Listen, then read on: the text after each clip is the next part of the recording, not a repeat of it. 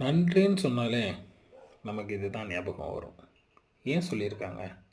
ஒரு 10 விஷயங்களை பட்டியலிடுங்கள். ஏன் நன்றி உணர்வு கொண்டிருக்கிறீர்கள் என்று எழுதுங்கள்.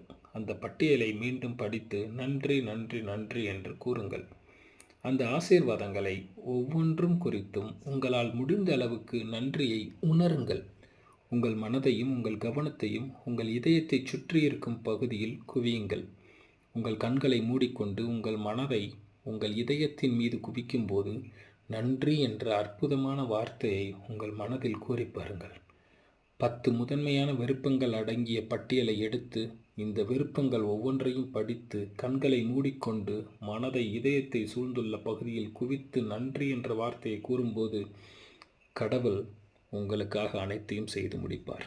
நன்றி. எங்ககிட்ட ஜெர்மன் ஷெப்பர்ட் பப்பீஸ் அவைலபிளாக இருக்குது. நன்றியோடு அது உங்கள் கூட இருக்கும். வாங்கிக்கங்க.